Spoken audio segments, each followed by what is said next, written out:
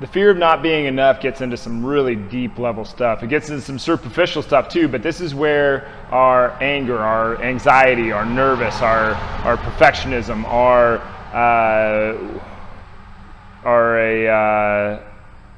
guilt, our shame, all of these deep-rooted things come up to get us. The fear of not being enough is what gets you to the point where you are afraid to take the chance on winning, and in so you end up losing. The fear of not being enough really digs into some deep part of us that keeps us from having the life that we do want. And the thing is, the fear of not being enough is how do I put this?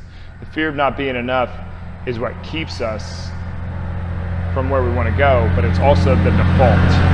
It's the default from where we want to go. So you will default to this. Now the opposite of this, probably not the opposite, but the paradox of this is that you can choose to be all in, which we're going to get into in a second, but let's explore the fear of not being enough. What is anger? Anger is a physical display to psychologically distance anybody from in an attempt to get them to not see that you are afraid.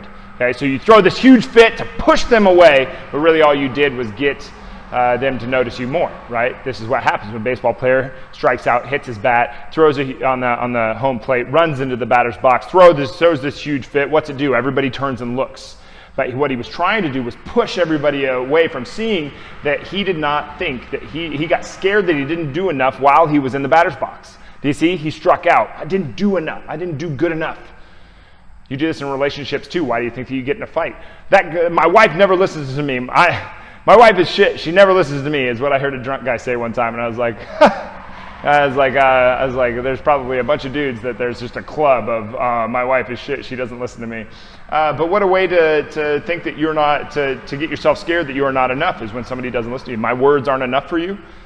Do you see? What is anxiety? Anxiety is forgetting how to do what you know how to do. To go back to a baseball scenario, a baseball player knows how to swing a bat. He's done it hundreds, maybe thousands and thousands of times in his life. Does he know how to swing the bat? Do you know how to swing the bat or do you know how to talk? Well, then why do you forget how to talk when you get up in front of people? Well, do you know how to speak? Well, why do you forget how to speak when you get in front of your main crush? You know, when you really were scared to go up to the guy or to the girl and talk to them, why did you forget how to speak? Well, it's because we were afraid that we weren't enough in that scenario to do what we know how to do. And so we forgot. Okay, fear gets us in this really deep level stuff. What about shame? You know, in a situation where you had no error. I know that like in situations for me, like guilt was the easy thing for somebody to hook. You know, if you could hook my guilt, if I felt bad about something that wasn't really my error, I just didn't want to do the thing, you could get me to basically do anything you wanted. If I wanted to break up with a girl, I remember the first time that I ever had to break up with a girl, and I felt so guilty about it that I didn't do it for the longest time. And then we ended up staying together because I felt so guilty after doing it. Is that the relationship that you want to be in, though? See how much this ruins the life that we would want to have if we were continue to live on guilt, to live on anger, to live on anxiety, to have these things, and you can get into these very easy. This everything I'm talking about so far is just very superficial, very level psychological stuff, but we all do this, and we put this focus on this fear of not being enough because it's the default. It's the one that we're just going to go to. We don't even know that we don't know that we're doing it. We've conditioned ourselves to do this for so long that it just sort of happens. If you see a 3-year-old throw a fit and you're like, wow, that looks like they're acting, it's because they are. They learned this from the adults to act this way, and then eventually they forgot that they were acting and they just do it. Okay, this is what we've all done. This is what I've done. This is what you've done. We've all done this on some level. Maybe you're not as assertive, so you don't go to anger. Maybe you go to anxiety. They're the same coin. They might be a heads and a tails, but it's the same coin, the anger and the anxiety thing. It's just one is a little bit more assertive than the other one. One's a little bit more aggressive than the other one. It's an aggressive display. Anger is an aggressive display. There's nothing wrong with aggression, but aggression can happen independently of anger.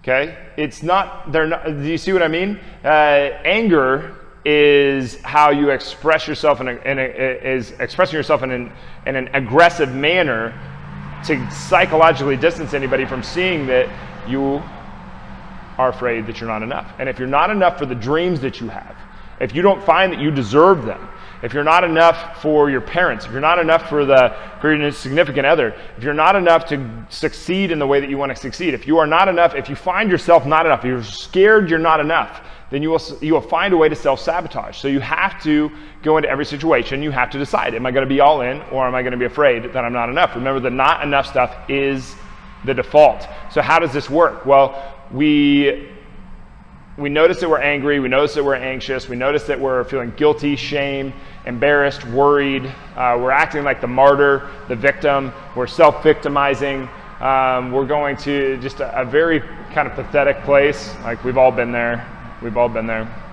We say, you made me mad. We're doing that, right?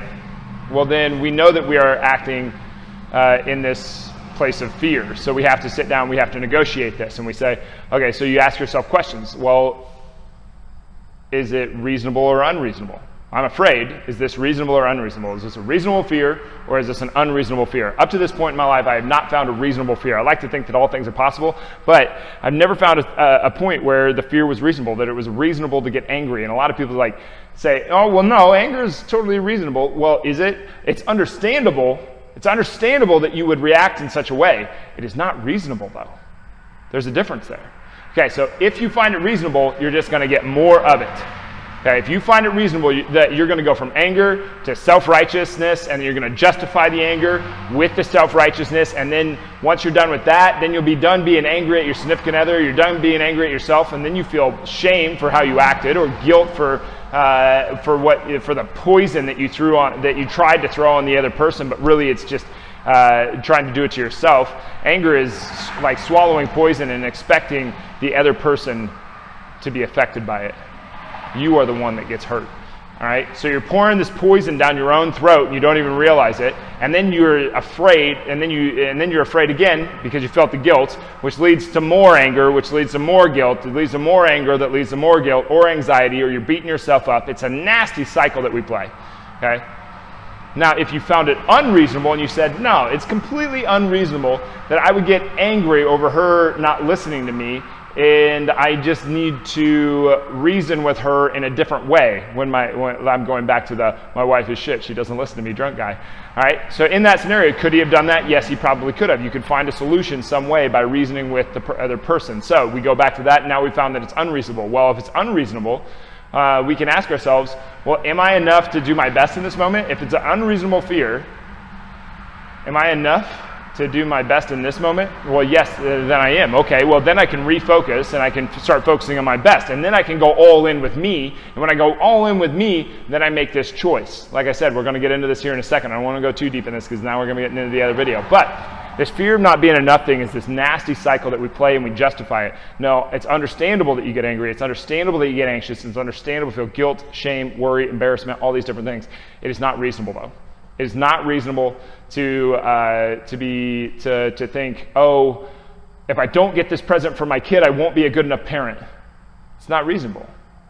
Okay? It is not reasonable. If you did your absolute gut-wrenching best as a parent, then your kid is going to be fine at midnight when you're sitting at home worried about him. Do you see what I'm saying? And I don't have kids yet, so I have to try to water kind of lightly there because I don't understand because I haven't been there. But at the same time, you don't have to feel embarrassed, worried, angry, anxious, all of these different things if you don't put the implication on yourself. If we negotiate these things, is it reasonable or unreasonable? And you have to sit there until it's unreasonable that you're having that fear. You have to ask yourself these questions, because when we ask ourselves questions, we get more logical. And then we can put our focus other places. This is a place that we already put our focus. Now we're trying to shift it back somewhere a little bit more productive.